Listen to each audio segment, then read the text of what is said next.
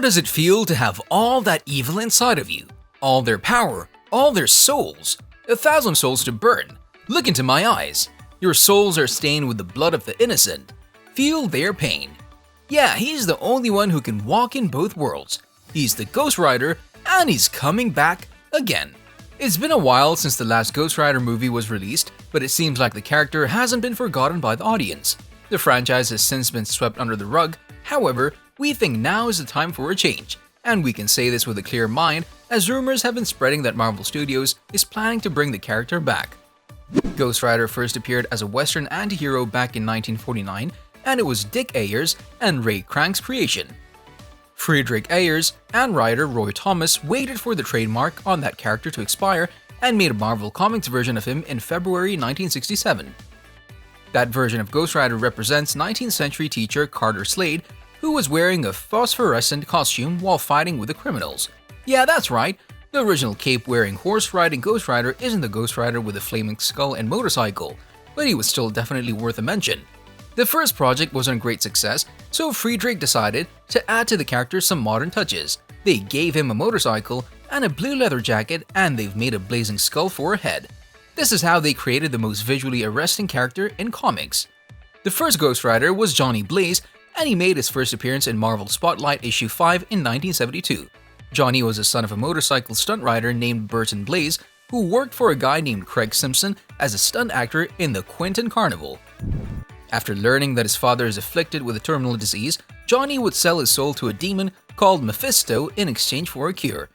His father was cured, but soon after he died in a motorcycle accident. When Mephisto is restrained in his venture to take Blaze's soul, he exacts his revenge by connecting Blaze to a lesser demon known as Zarathos. The first Ghost Rider was a highly anticipated movie that was Marvel fans' favorite for a long time, which is why it went well at the box office. You got an angel looking after you. Maybe it's something else. I'm gonna own this curse, and I'm gonna use it against you. Whenever innocent blood is spilled, it'll be my father's blood, and you'll find me there.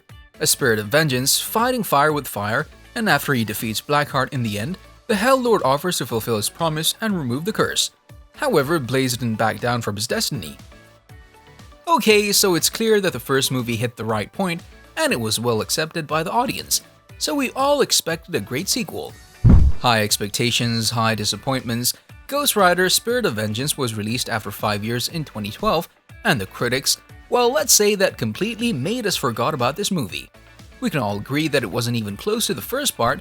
Anyway, let's jump into the story for a few seconds. In Romania, an alcoholic French monk named Morio warns a monastery about an impending attack by the devil's forces to obtain a boy named Danny.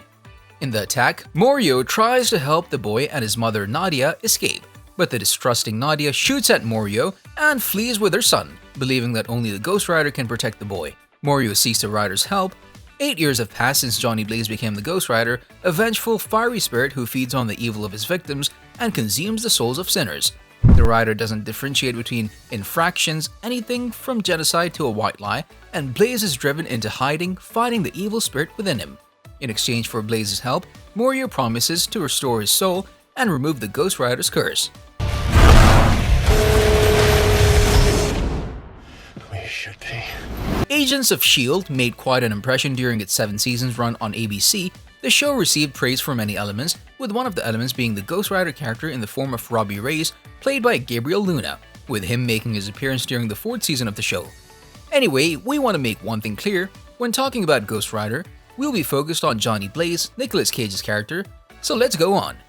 The poor performance of Spirit of Vengeance and the lack of interest from Hollywood star and main protagonist Nicolas Cage minimized the hope of Ghost Rider 3 for a while. Talking to Collider, he said, "I've said what I've had to say. I don't want to say never, anything is possible, but I doubt highly that I would be in the 3rd installment of that." Anyway, according to some new reports, Keanu Reeves, the Matrix star, expressed a will to become part of the MCU. Nothing has officially been confirmed yet, but we must admit that this sounds very intriguing. It has been determined that the 3rd iteration of the movie is no longer in production. The first movie earned a decent $228 million worldwide. The second only managed $132 million, which is less than Tony Stark carries in his wallet for petty cash. So if you were wondering why we're waiting for the 3rd part so much, yes, this is the main reason. Considering both movies were also lambasted by movie critics, there's not much reason for Marvel to put out another Ghost Rider film when they have proven properties like Captain America and Spider-Man to focus on instead, not to mention new franchises like Captain Marvel and Black Panther.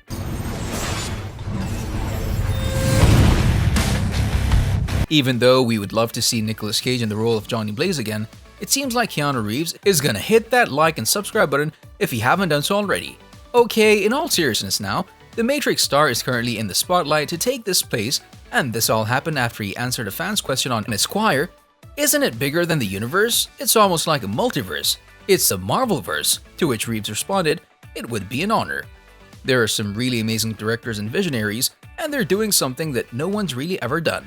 It's special in that sense, in terms of the scale, the ambition, the production, so it would be cool to be a part of that. Except for Keanu Reeves, we hope to see Idris Elba and the gorgeous Violante Placido once again.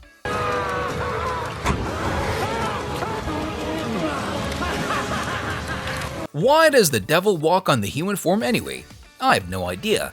Maybe he doesn't know either. Maybe he passes on from body to body, down through history, waiting for the perfect fit. But I know one thing. On Earth, he's weak, his powers are limited, he needs emissaries to do his dirty work, so he finds them or makes them using his greatest power, the power of the deal. The power of the deal is what we're gonna watch in the third movie as well.